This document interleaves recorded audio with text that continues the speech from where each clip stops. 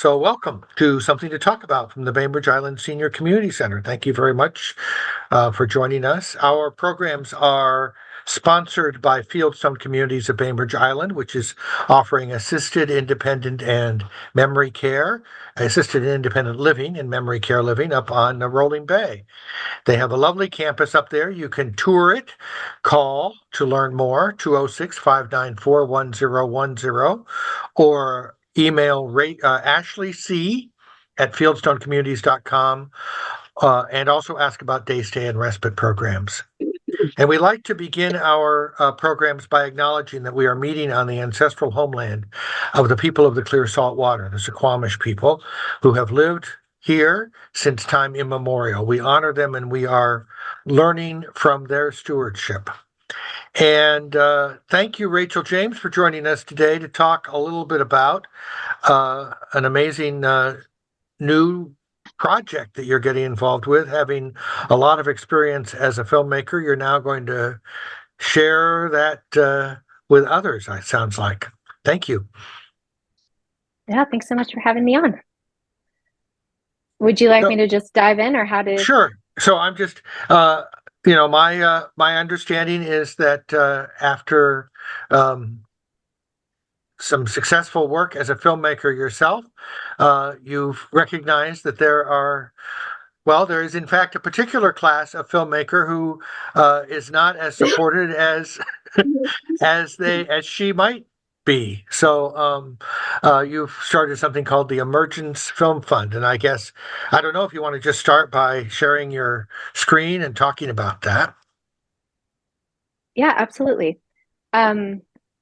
So yes, I have a production company called Emergence Films, and our focus is on championing female identifying filmmakers and underrepresented voices around the world. I live on Bainbridge, and I shot my last two films on Bainbridge, which was a really wonderful experience. Actually, a little side note, my film Ingress will be playing at the Bainbridge cinemas for a week, March 1st through the 7th. So we'll be gearing up for that in the next few weeks. So would love to see any of you there. It's a fun project, and you'll recognize a lot of your local businesses and walks in the Grand Forest, etc. But moving to Bainbridge from Los Angeles and working on these two films kind of provided this really beautiful and eye-opening experience for me in terms of raising money for film projects. Because in LA, Hollywood is a very profit-driven system.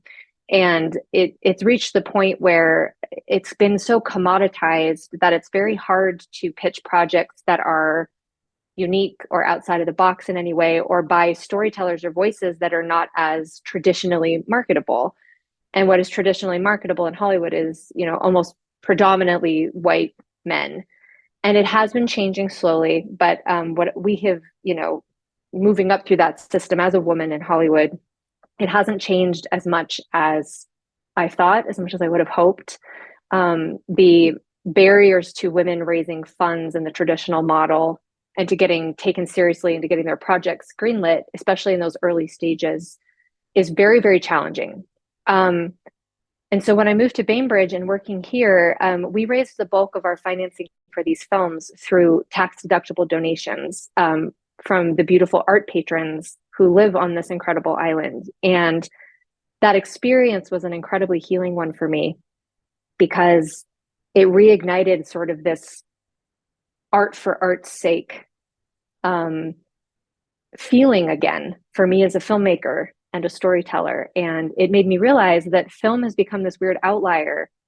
Fine arts, theater arts, opera, the majority of these arts organizations are donor-backed and nonprofits for that very reason, so that it allows for experimentation and for stewardship and for this kind of connection between donors and artists and creative freedom that just doesn't exist in a model that is entirely focused on profit, which, again, we all want to make money, but it shouldn't be the only thing that matters when creating art.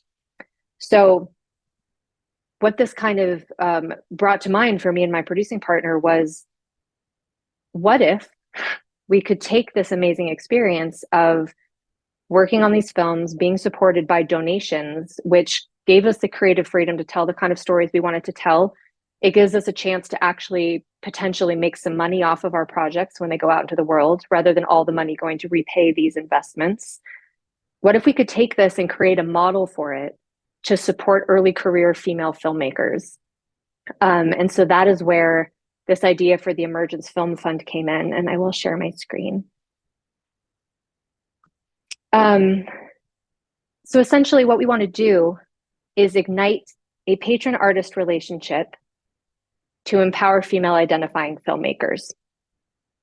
So there's a lot of text here, and I don't want to just read through all of it, but essentially what we want to do is take these statistics, which I'm happy to, Reed has this, and I think probably the thing to do would be maybe to share this as a link for anyone who'd want to read all the way through it, because I could certainly burn an entire hour reading through this deck.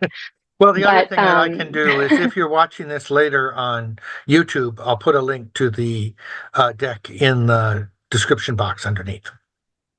Perfect. So what I'm going to do for now is I'm just going to scroll down to trying something new. So essentially, what we want to do is start a film fund that is 100% donor backed, and it will directly finance the education and seed the careers of early career female filmmakers from around the world. So essentially, what we want to do is take these teams of women, and we will have them shadow on one of our sets so they can learn. On both of the films we did on Bainbridge, we had interns come from the high school, and we even had some interns who were in their 70s and 80s who had always wanted to learn about film and came and worked with us as PAs. And it's just a wonderful experience. And you learn so much by shadowing in a way that you can't in a classroom.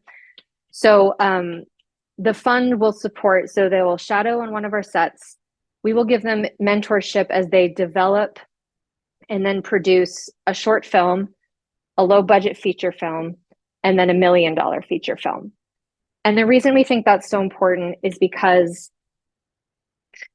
as I mentioned previously, the formative projects for women are where Hollywood investors are turning their backs. And it's such an important and critical time in the career of a new filmmaker to find their voice, to figure out what kind of storyteller they are, to really start getting that experience and building that resume and putting their work out into the world. So essentially, our vision is, as these women go through our program, they'll get, they'll have the mentorship and experience of a generation of women who have worked in the industry already, to give them sort of the shoulders to stand on that, we didn't have when we were going through this process. So hopefully they don't need to make the same mistakes and go through the same stumbling blocks. And when their films go out into the world, the 50% of those profits, basically $1 will go to them, but 50% of the profits that it would traditionally go back to their investors in perpetuity will instead go back into this film fund.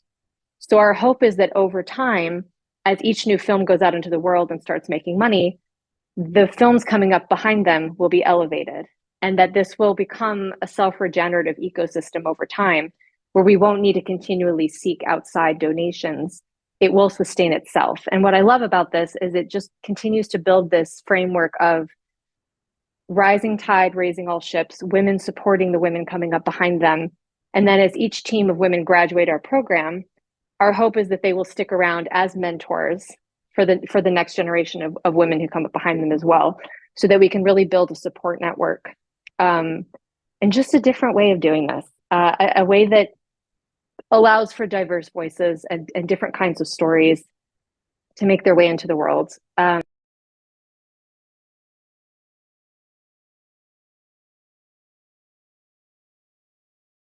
have a question about, I'm sorry, I muted you by mistake, Rachel. I have a question about distribution. Is that also, a choke point? That's the word I'm looking for young new filmmakers? Absolutely. And it's so dependent on the project, but the way the model's working these days is, the financing and the distribution, they're looking at very particular factors, which is what's the genre? Do you have cast that's notable? As if these things are any kind of guarantee, which of course they're not. And we see it across the spectrum. Like the biggest movies are sometimes losing money. Brad Pitt doesn't necessarily even guarantee a box office return. But, you know, I think we've tried to commoditize something that's so subjective and make a rule set out of it. And so for us, and we've been experimenting with this with Ingress in particular, is what we want to do is be a little bit more creative and tailored with each project, because I personally believe that every story has an audience, but those audiences vary in size, and that's okay. And I think that that should be okay. Where, you know, the metric of success right now tends to be, you know, the more views is always better. The bigger the audience, the better. But sometimes if you create a film that's very niche and you can get it directly to the people that it's meant for, it can have such a profound impact on those people. I have seen movies change people's lives. I have been changed by a film seen at the right time, you know, at different stages of my life. And so being able to work with these women to get their film out in whatever way is going to make the most sense for their unique project, rather than, you know, trying to force each project into the same box, I think is a big part of, you know, from creation through distribution. How can we find the unique pathway for each film to get it out into the world in the way that makes the most sense for that project? I mean, it's not that big of a. I mean, it's a lot of money, but it's not that you can actually make that with a smaller film, right? You can make it work. Yeah, absolutely. And so much of it, it comes down to creative marketing these days. And the marketing landscape has changed so much too, you know, in terms of what used to work with, you put billboards up all up and down, you know, Hollywood Boulevard, and you'd buy some ad space for TV, but it's all changing with the streamers. And so you really have to be strategic in your marketing anyway, in terms of utilizing social media, utilizing your community and other communities, and getting to people directly in much more creative and nuanced ways that a lot of the big studio distributors aren't really doing yet anyway. So I think it opens up a lot of potential creative freedom as well for the filmmakers to have more ownership in that process, which excites me a lot.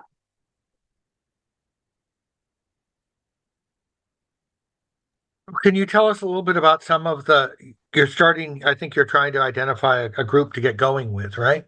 At this point, you've got a pilot, or maybe that's not the right word to use. The the first class. Yeah. So what we'd like to do, because obviously I'm here and our company is sort of started here on Bainbridge in these two films and in this community. The first cycle of this program will be specific to Washington filmmakers. So our first phase, and this is really important to me, I don't want to open up applications or start getting women involved until I know for sure that we're moving forward with the program. So the first half of this year, we're really focused on the fundraising. I want to raise as much of this fund as possible, so I feel really confident when I approach these early career filmmakers that we can deliver on this program for them and not have to. I've just seen it happen enough times where some big exciting initiative gets announced and then you kind of never hear from it again, and it's so disappointing. So we're currently in the process of fundraising. We've got a nice seed amount we raised through our we did a holiday gala right before Christmas to kind of kick things off. So that's our first wave, and once we feel secure enough in the amount of money we've raised, then we will be opening up applications. We'll have an advisory board that we'll be pulling together to help, a diverse advisory board, because we want to make sure that as we're reviewing applications that we've got a very diverse applicant pool, and that as we're selecting projects and women to work with, that they represent, you know, different demographics and different perspectives and different kinds of stories, because that's important as well.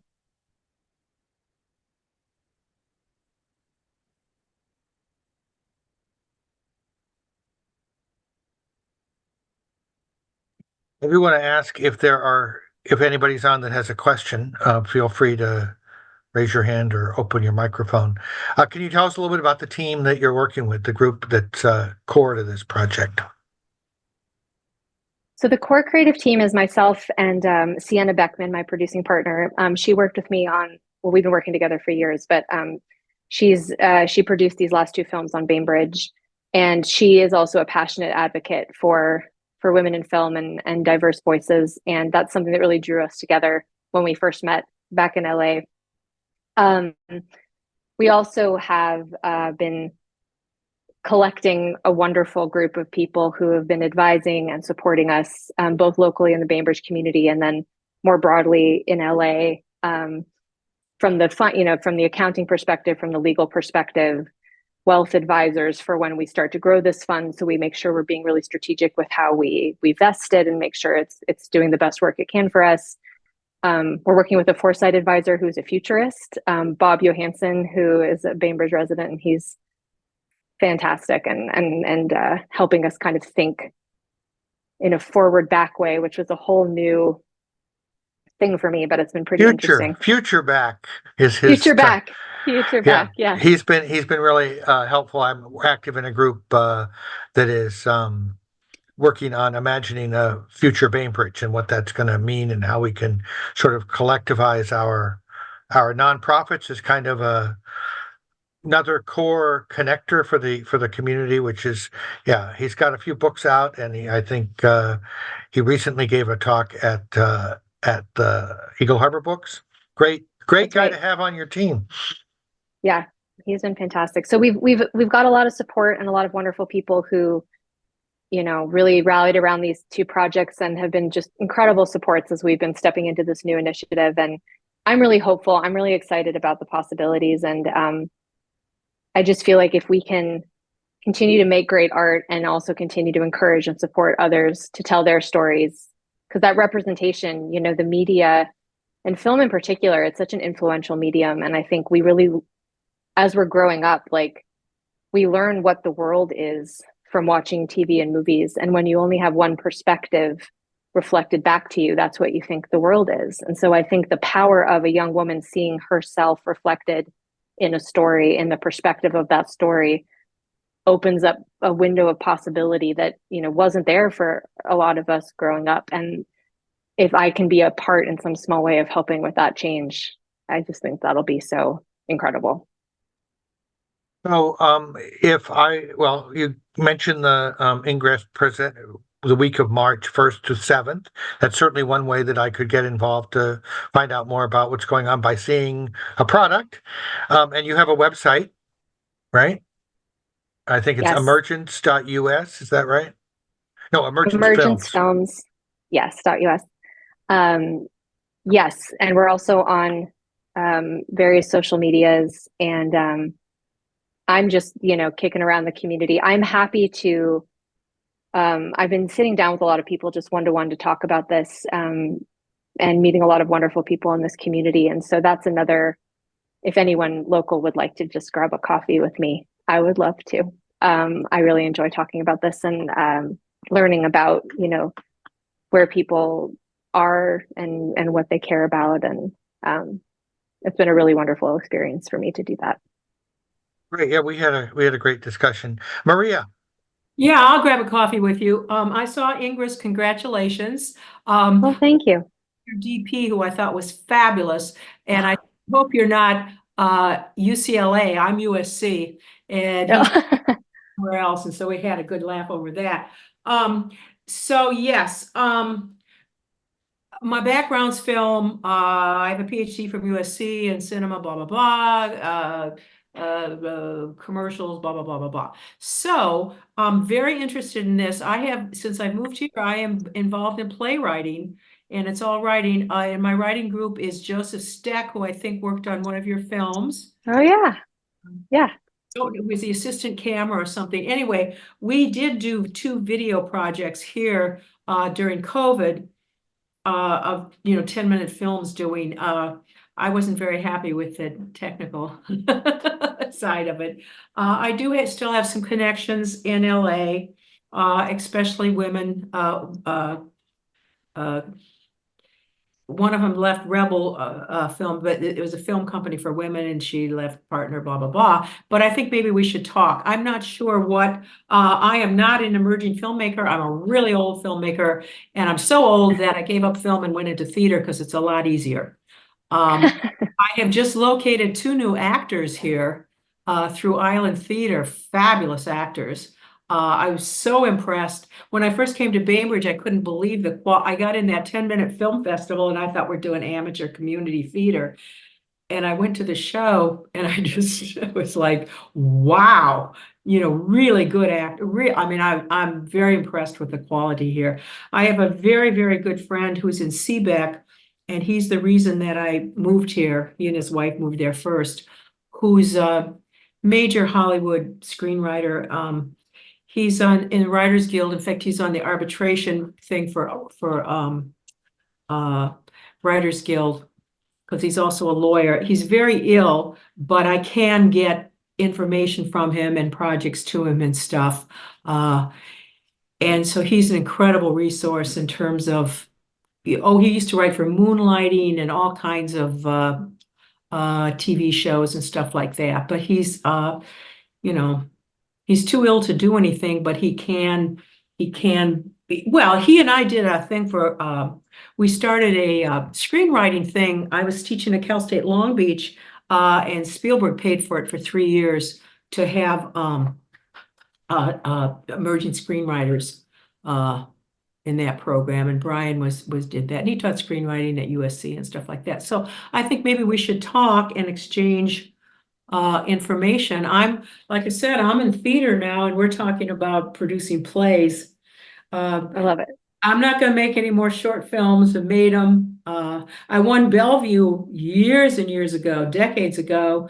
First place at Bellevue, and I didn't even know where Bellevue was until I moved here. I was in here, and I thought, oh, Bellevue, there's where it is. I won one year. I won that festival. So, yeah. So how do we connect, and what we do know, just in case anybody's watching later, Maria, that there's on the emergencefilms.us, there's a contact.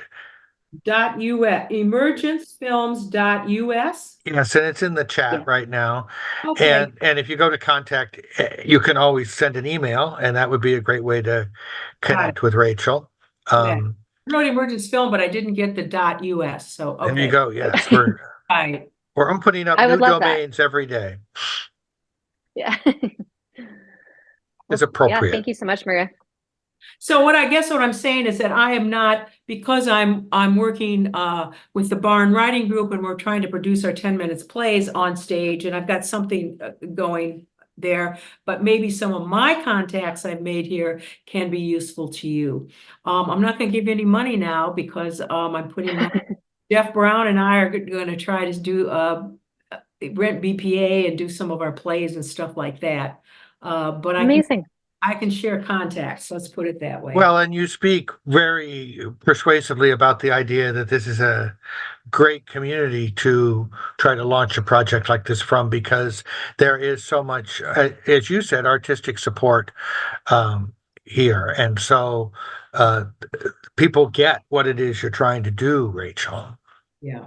Well, when I saw Ingress, I just thought, what? Huh? I mean, I saw that was the one that had John Ellis in it and Chris Soltavia, and I was just like, oh my gosh, it was fabulous.